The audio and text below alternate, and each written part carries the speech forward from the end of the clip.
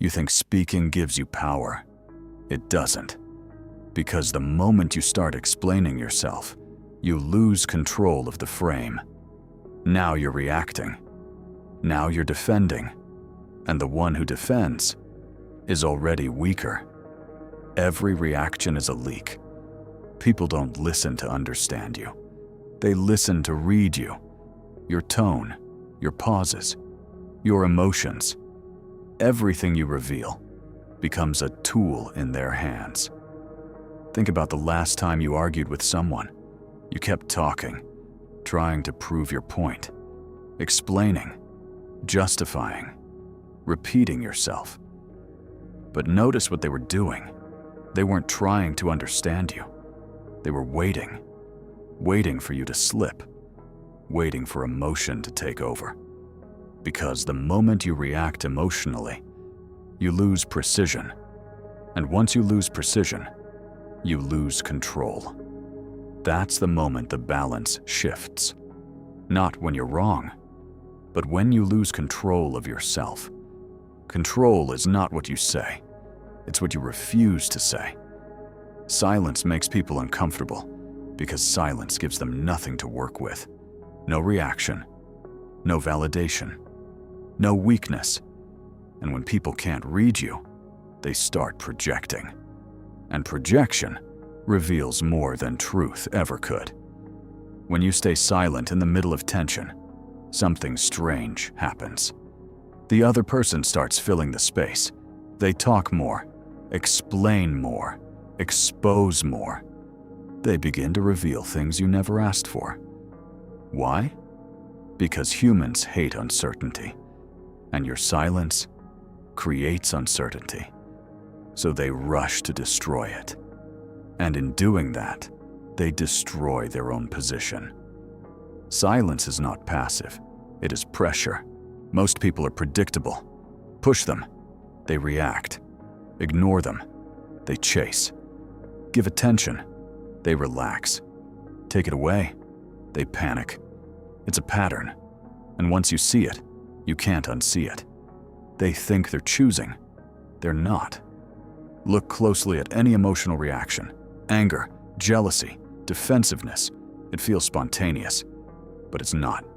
It's programmed. A trigger, followed by a response. The same way. Every time. Different people. Same pattern. And the moment you recognize that, people stop feeling unpredictable. They become readable. And what is readable is controllable. That includes you. You were trained to react, to respond immediately, to defend your image, to explain your intentions. You call it honesty, but in reality, it's exposure. Think about how often you feel the urge to reply instantly. Someone disrespects you, you respond. Someone questions you, you explain. Someone ignores you, you chase. It feels natural, but it's not control. It's conditioning. And every time you follow that urge, you reinforce it. You become easier to predict, easier to manipulate, easier to control. Awareness is the first break in the chain, because once you see your own patterns, you can interrupt them. The hardest part is not staying silent with others. It's staying silent with yourself, because your mind demands reaction. It wants to justify, to prove, to win. It creates arguments in your head after the moment has passed. And if you're not careful, you carry those reactions back into reality. That's where most people fail. They think control is external, but real control starts internally. If you can't control your mind, you can't control anything. Detachment is not weakness. It's the ability to observe without reacting, to feel without losing control. Emotion is natural. Reaction is optional. When you stop reacting, people notice. At first, they test you. They push harder, say more, try to provoke you, because your old version would have reacted. But when you don't, they get confused, then uncomfortable, then cautious, because now They don't know where you stand. And uncertainty creates distance. Control begins where reaction ends. Most people think control is dominance, raising your voice, winning arguments, forcing outcomes. But that's not control. That's noise. Real control is quiet, measured, deliberate. The loudest person is usually the weakest. Watch how people behave when they lose control. They interrupt. They repeat themselves. They get louder. Not because they're right, but because they're losing grip. Control is slipping. And when control slips, emotion takes over. That's why calm people feel dangerous. Because no matter what happens, they don't break rhythm. And the one who controls the rhythm controls the interaction. So you slow down, not your actions, your reactions. Delay is power. When something triggers you, you don't respond instantly. You pause, not visibly, internally, just long enough to choose your response. That small pause changes everything, because in that moment, you separate stimulus from reaction. You stop being automatic. You stop being predictable. And suddenly, you're not playing the same game anymore. Most people live in reaction loops, trigger to response, trigger to response. But you break that loop, and once it's broken, you step outside of control. You don't react, you decide. And decision is power, because now your behavior is intentional, not emotional, not impulsive, but chosen. This is where people start misreading you. They expect the old version of you, the one who reacted fast, explained everything, chased validation. But that version is gone. Now, there's a delay, a gap, and inside that gap, they feel uncertainty because they don't know what's coming next. And what people can't predict, they can't control.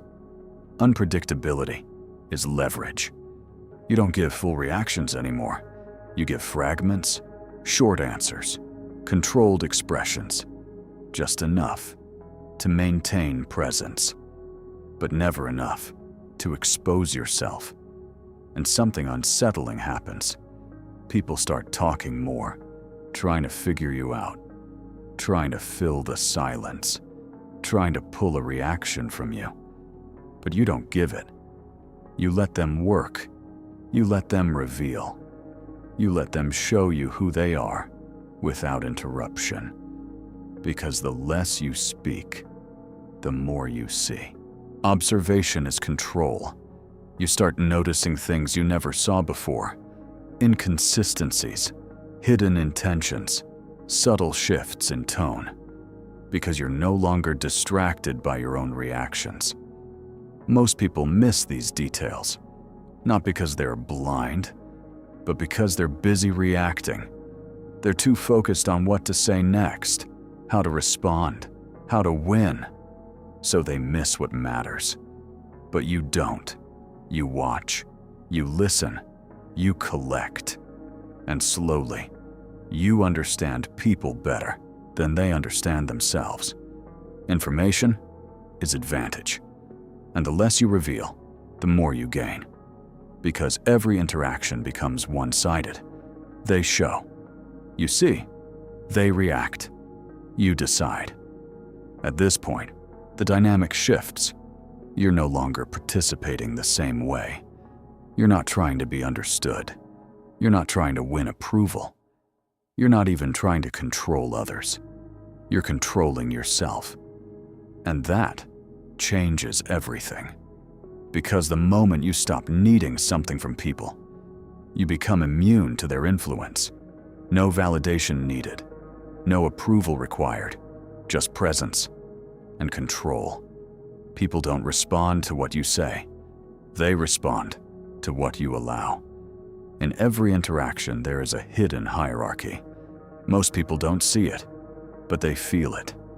Who leads the tone? Who sets the pace? Who needs approval?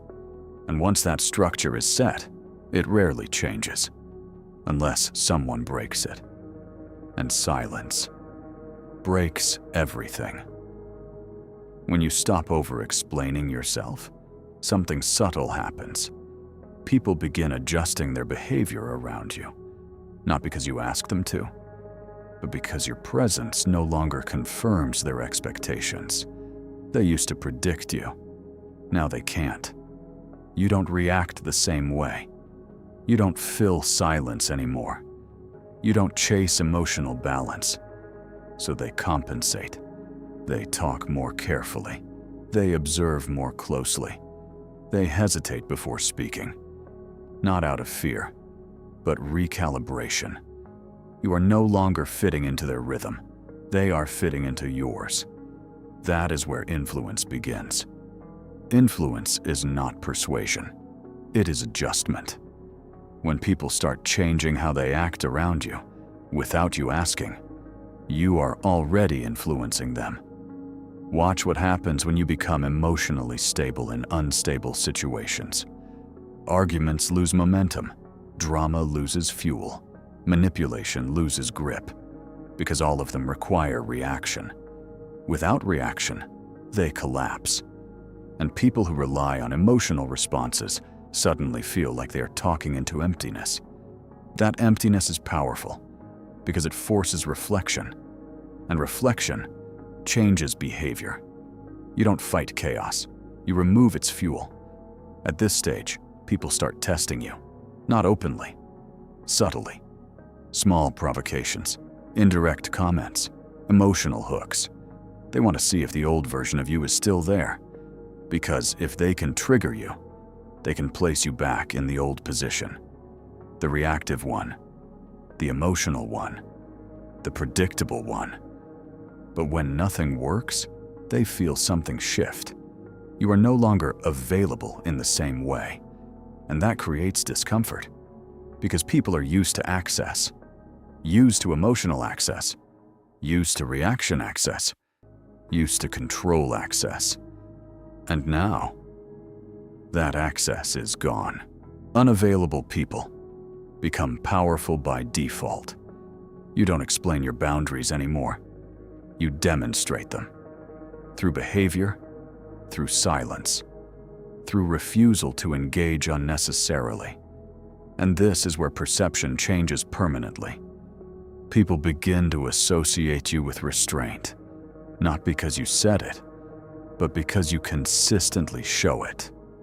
You don't overreact, you don't overextend, you don't overgive. So your presence becomes structured, controlled, hard to predict.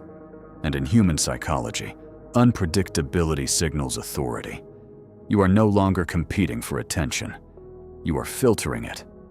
And what remains matters more. At this point, something deeper happens. You stop trying to influence individuals and start influencing environments. The tone of conversations changes around you. People become more careful, more aware, more structured. Not because you enforced it, but because your behavior sets a standard. And people naturally align to standards they cannot easily read or break. Control is not force, it is atmosphere. And atmosphere is created silently, not through dominance displays, but through consistency. Now something even more unavoidable happens.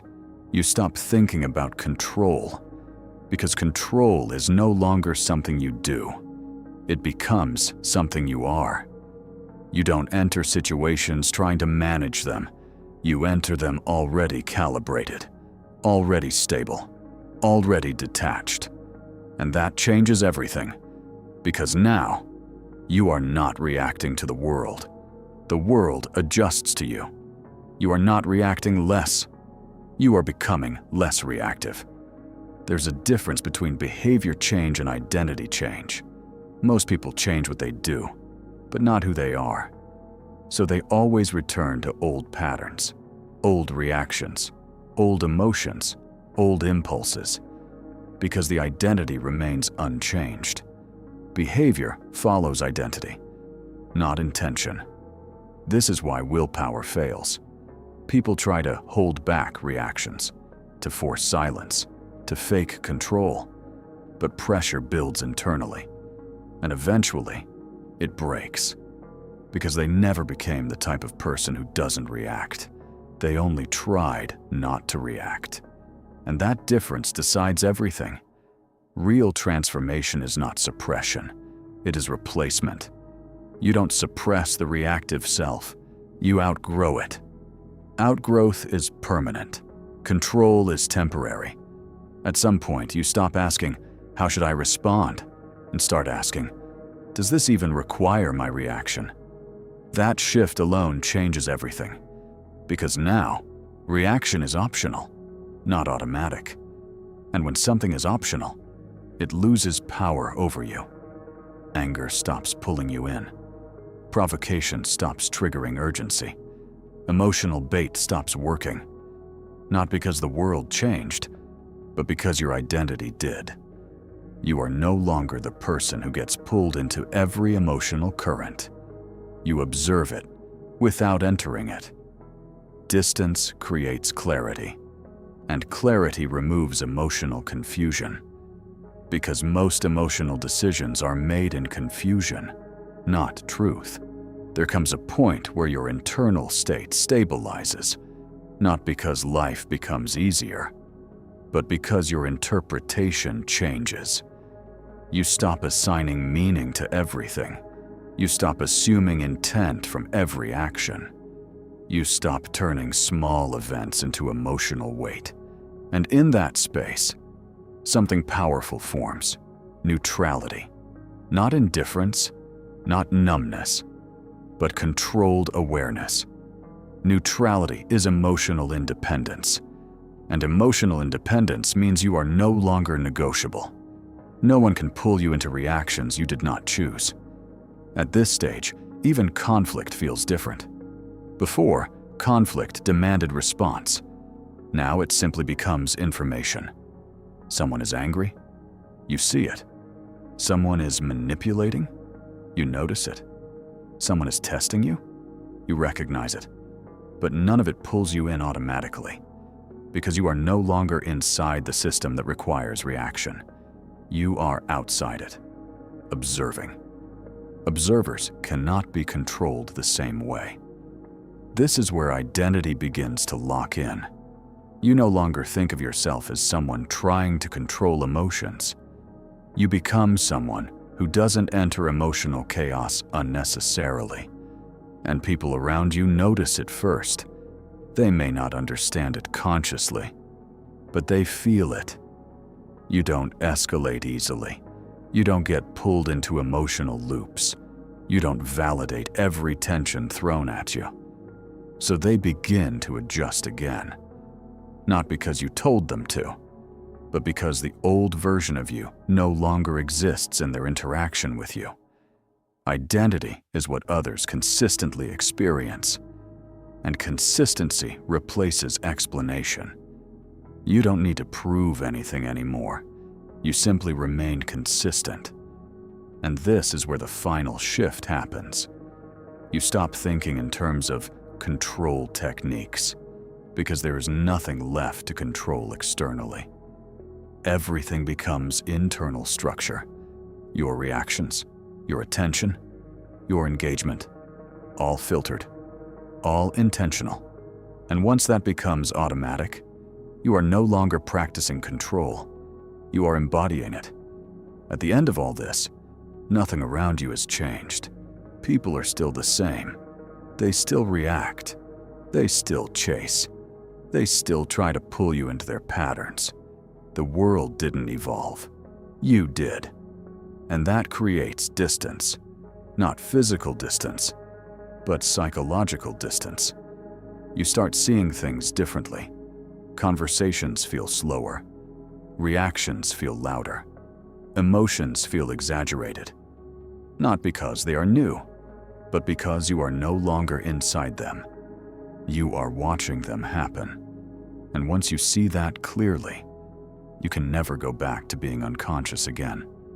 Awareness is irreversible. You can pretend, you can try to go back, but you'll always see the pattern underneath. This is the part no one talks about. Growth isolates, not because you reject people, but because you stop participating in the same emotional exchanges. You don't argue the same way, you don't react the same way, you don't chase the same validation. So naturally, some connections weaken, some disappear. And that's where most people quit, because they confuse comfort with connection. Comfort is familiar, even if it's toxic, even if it's repetitive. Connection requires alignment, and alignment changes when you change. So you face a decision, return to the old patterns, and feel accepted, or continue forward and feel alone for a while. Most people go back because silence feels heavy, because distance feels unfamiliar, because growth has no applause in the beginning. But the ones who continue become something else entirely.